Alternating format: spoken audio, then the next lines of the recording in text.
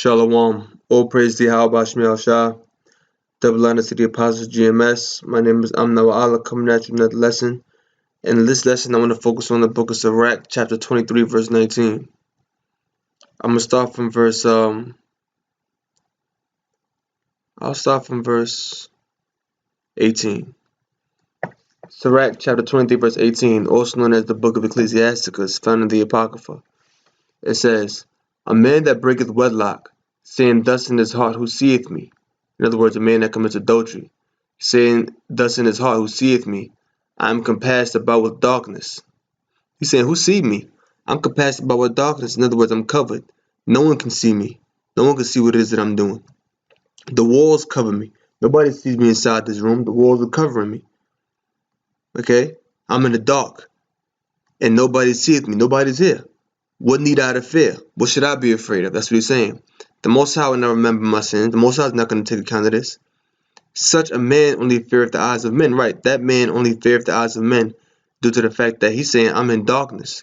Nobody can see you if it's dark, right? The walls cover me. If walls are in the way, nobody can see through the walls. Nobody see if you. Nobody's there. So what need I to fear? That's what this man is saying. Nobody can see me in the dark. Nobody can see me behind these walls. Nobody's here. Why should I fear? The Most High is not going to remember my sins. Such a man only feareth the eyes of men, because those are the kind of things that the eyes of men cannot see through. The eyes of men can't see through the darkness. The eyes of men can't see through walls. So that man feareth only the eyes of men. And knoweth not that the eyes of the Lord are 10,000 times brighter than the sun, beholding all the ways of men and considering the most secret parts. He only fears the eyes of men. He knoweth not that the eyes of the Lord are 10,000 times brighter than the sun.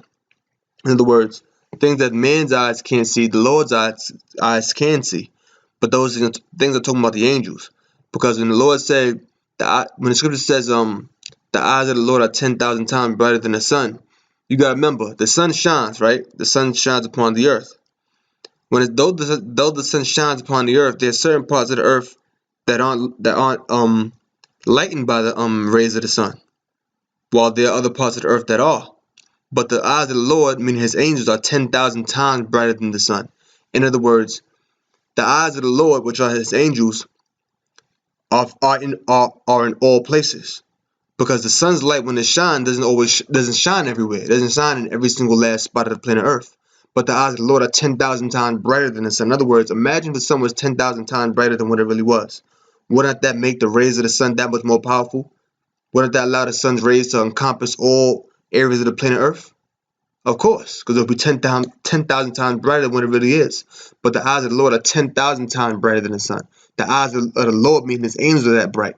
Though the sun can't encompass, the sun's rays, the sun's light cannot encompass all areas of the planet Earth, the eyes of the Lord, which are his angels, are 10,000 times brighter than the sun, therefore allowing the eyes of the Lord, which are his angels, to encompass all areas of the earth, as though the sun's light would be able to if the sun was 10,000 times brighter than what it really is. Beholding all the ways of men and considering the most secret parts. And they behold all the ways of men and consider the most secret parts, even the most secret things they see. Okay? Because that's the eyes of the Lord. They're 10,000 times brighter than the sun. The eyes of the Lord encompass all areas, the way the sun's light would encompass all areas if it was 10,000 times brighter than what it really is. Now let's get into some scriptures proving that, going into the eyes of the Lord more, going into further proving how the Most High, his eyes, which are his angels, see all things. This is the book of Sirach, chapter. In fact, I'm gonna get to the book. I'm going to 2 Chronicles 16 and 9. For the eyes of the Lord run to and fro throughout the whole earth. For the eyes of Yahweh, Ba'ashem El-Shai, run to and fro throughout the whole earth, to show himself strong in the behalf of them whose heart is perfect toward him. Herein thou hast done foolishly, therefore thou henceforth shall have wars. The point I wanted to get to was, it says, for the eyes of the Lord run to and fro throughout the whole earth. See? That's talking about the angels. They run to and fro throughout the whole earth. How else can we further prove the eyes of the Lord are talking about the angels? Let's get the book of Psalm chapter 33 verse 18. Behold, the eye of Yahweh Ba'ashem El-Shai is upon them that fear him, upon them that hope in his mercy. So the eyes of the Lord, or the eye of the Lord, is upon them that fear him, right? Psalm chapter 34 verse 7. The angel of the Lord, Yahweh Ba'ashem El-Shai, encampeth about them that fear him and delivereth them. So one scripture says, the eye of the Lord is upon them that fear him. Then another scripture says, the angel of the Lord encampeth about them that fear him. So if the eyes of the Lord are upon them that fear him, and the angel of the Lord encampeth about them that fear him, and delivereth them, what is that talking about? The angel of the Lord is referring to the eyes of the Lord. Let's go back one more time. Behold, the eye of the Lord is upon them that fear him, upon them that hope in his mercy. So the eye of the Lord is upon them that fear him. The angel of the Lord encampeth round about them that fear him. So the angel of the Lord encampeth round them that fear him, because the eyes of the Lord are upon them that fear him. The eyes of the Lord and the angels are talking about the same thing. So since the eyes of the Lord are 10,000 times brighter than the sun, it's talking about the angels of the Lord are 10,000 times brighter than the sun. They encompass all areas of the earth. The way the sun's light will be able to encompass all areas of the earth if it was actually 10,000 times brighter than what it is. Because the sun currently can't do that. Certain parts of the earth are lightened by the sun rays, and at the same time, certain parts of the earth are darkened. The sun isn't that bright to cover the whole entire planet at the same time. But the angels of the Lord are that bright. The angels of the Lord are 10,000 times brighter than the sun to be able to cover all areas of the earth at the same time. That's why I went to the scripture right after that, where it said the eyes of the Lord run to and fro throughout the whole earth. See? The eyes of the Lord are 10,000 times brighter than the sun, just as it would be if the sun was 10,000 times brighter, its light could shine throughout all the areas of the earth. The angels of the Lord are 10,000 times brighter than the sun. They can be throughout all areas of the earth.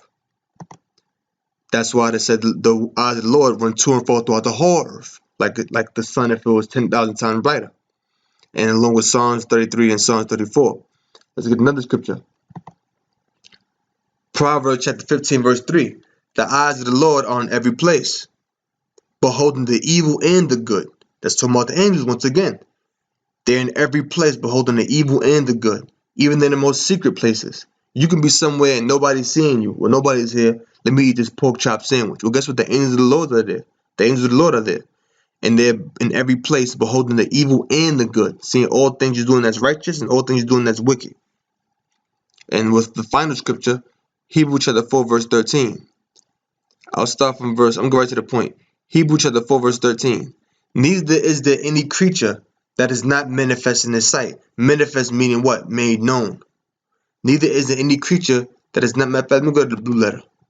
Let's see if it says something there. Turn the volume down a little bit, because it's going to be kind of loud.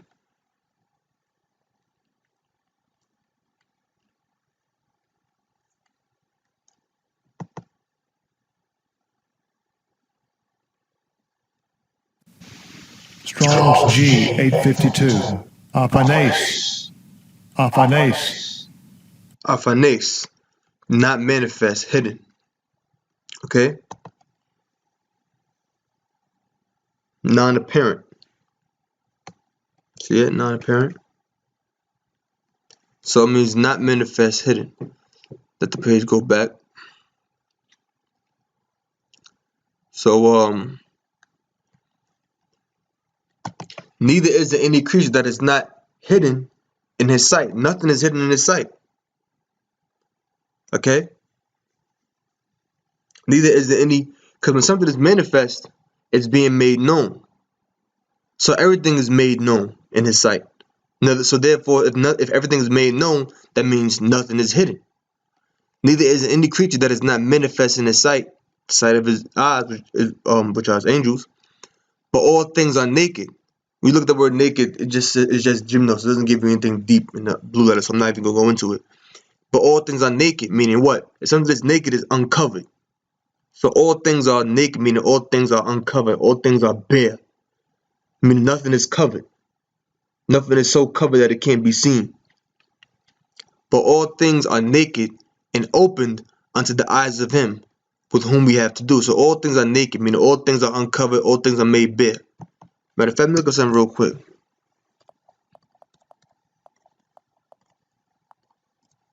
Because that was going to be the last scripture. But there's a scripture in Isaiah that says something about there's nothing so secret. Accounts is so secret.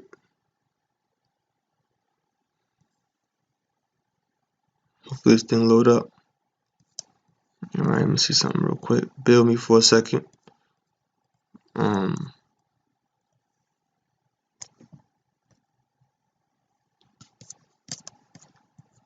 should be in the book of Isaiah.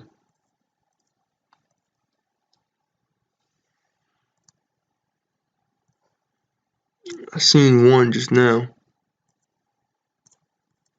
Alright, I'm gonna go to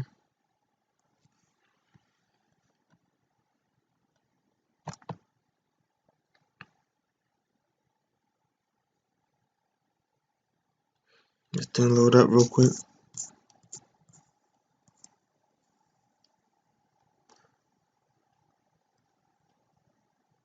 Isaiah 29:15. Woe unto them that seek deep to hide their counsel from the Lord. Right. Woe meaning war, destruction, that seek deep to hide their counsel from the Lord. You seeking deep to hide your counsel from the Lord as if the Lord can't see it. The eyes of the Lord are 10,000 times brighter than the sun. And their works are in the dark. And they say, who seeth us? Who knoweth us? Right. They're saying, who seeth us? Who knoweth us? You know? Who see what we're doing? And that's how they think. And that's talking about the so-called Illuminati, man. That's what that's going into. They really think that the Most High isn't acquainted with all their ways. Oh, I gotta get that scripture now. That's in Psalms 139th chapter. Oh yeah, this is what I want to get to. Mark chapter 4 verse 22. For there is nothing hid which shall not be manifested. Right, nothing is hid that shall not be made known. That shall not be made public. Neither was there anything kept secret that it should not come abroad. Meaning there was nothing ever kept secret that should not come abroad. Nothing ever kept secret that should not come abroad. Because if somebody has a secret, when that secret goes abroad, it's because it's made known. So there's nothing that was so secret that should never come should come abroad. Neither was there anything kept secret, but that it should come abroad. Okay? So anything kept secret is going to be made known. I want to get this last scripture. Let me look at this word abroad real quick. And then I'm going to go to Psalm 139, and I'm going to end it on that.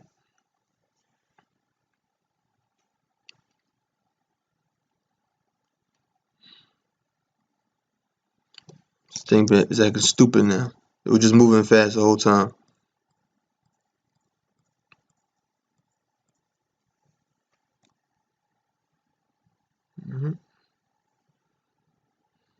I remember looking up this word abroad a couple weeks ago. Probably last week. I don't remember what it say. Strong's G 1519. Ice. Ice. Into, unto, to, towards, for, among. Indicating the point reached or entered from. That's basically it. It doesn't really give you much here. So I'm ended off on this. And if you've ever seen the screen jump or anything, that means I had to do something real quick. That means the computer started messing up, more likely. Alright, Psalms chapter 139, verse 1. O Yahweh, Bashem El-Shah, thou hast searched me and known me. Thou knowest my downsitting and my uprising. Thou understandest my thought afar off. So the Most High knows your downsitting and uprising. He knows all your movements. He understands your thoughts afar off because he's putting thoughts in your mind. So before you even think those thoughts, he knows them. Because he's the one putting them in your mind. He understands it afar off. Thou compassest my path. Right. He compasseth your path. Those are angel lords going to and fro throughout the whole earth. Thou compassest my path and my lying down. He knows all your movements. And thou acquainted with all my ways. The word acquainted means to be familiar. For there is not a word in my tongue, but lo, O Lord, O Yahweh Bashem El-Shah, thou knowest it altogether. So there's not even a word in your tongue, and he knows it already. So you understand. I'm going to read a little bit more. Thou hast beset me behind and before, and laid thine hand upon me. Such knowledge is too wonderful for me. It is high, I cannot attain unto it.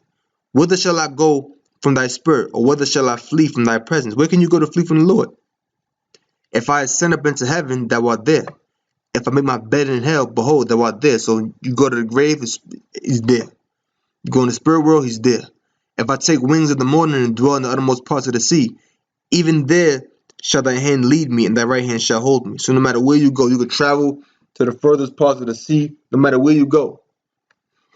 If I take the wings of the morning, you flying in the air. If I dwell in the uttermost parts of the sea, you can go to the deepest depths of the sea and the earth. You can't escape the Lord, man. The eyes of the Lord are upon all your ways.